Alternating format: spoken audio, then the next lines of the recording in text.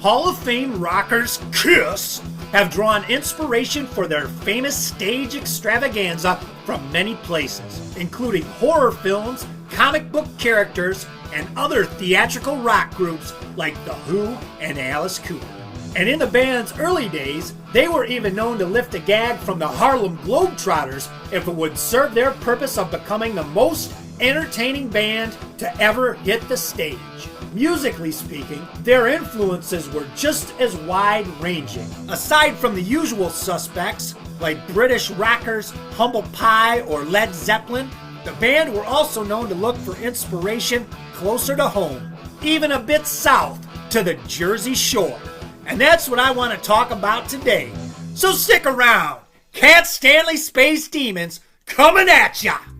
So in early 1980, Kiss would enter the studio to record the album Unmasked, their follow-up to the 1979 Dynasty collection, which had seen the band take a step towards pop, with the disco-flavored hit I Was Made for Loving You, which would reach number 1 in several countries and number 11 on the US Billboard chart. And though the record was also noteworthy for the track 2000 Man, Ace Frehley's cover of the old Rolling Stones tune, and a staple of the band's live shows throughout Ace's various tenures with the group, the overall sound of the album was certainly a departure for the band. And rather than return to their rock and roll roots with Unmasked, the band would take the poppier sound of Dynasty even further on their next effort.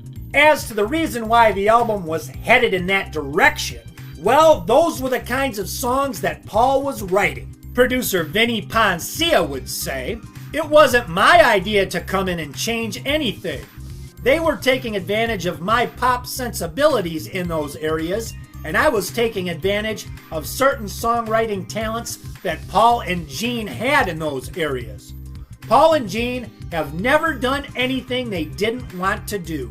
They wanted to find out if they could work in that pop area and be effective."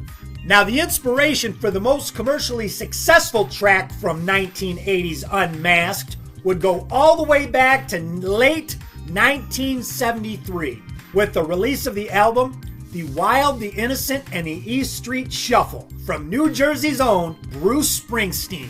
It was the follow-up to the Boss's debut record, Greetings from Asbury Park, New Jersey, which was released just 10 months earlier. Now, the second track from that Wild and the Innocent album was a song called 4th of July, Asbury Park, parentheses, Sandy, which would only get a single release in Germany, but apparently did get some FM radio play in the States, and would catch the ear of Kiss's Paul Stanley, inspiring him to write the Unmasked record's biggest commercial song, a track called Shandi.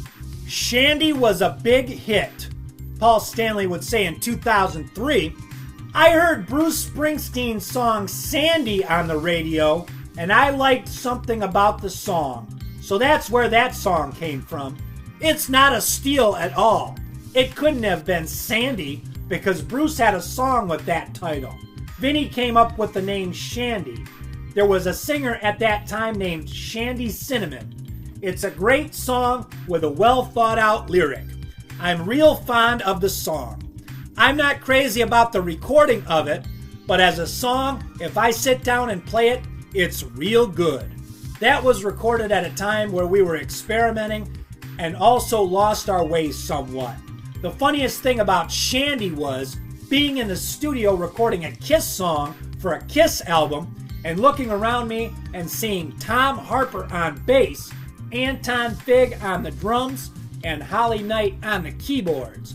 Now, Tom Harper was Paul Stanley's guitar tech on the Dynasty tour in 1979. Shandi was a departure from the songs that Paul had written previously for Kiss.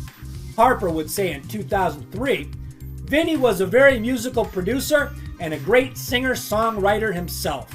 Gene called one night to say that he was sick and wouldn't be in the following day. Vinnie reached into his bag and pulled out a cassette of the Shandi demo and said, "Learn this.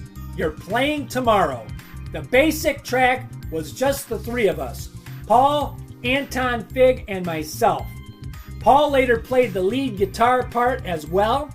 I don't think Ace played at all on Shandi, which is very interesting because if you watch that Shandi video that they made, I believe Ace is mimicking the guitar part during the solo, and I think he actually did play the solo, if I remember, watching the performance when they did the Australia tour. Ace did play that solo when they did the song live, I do believe, but producer Vinny Poncia went on to say this about the song Shandi. He said, "Shandi was really poppy.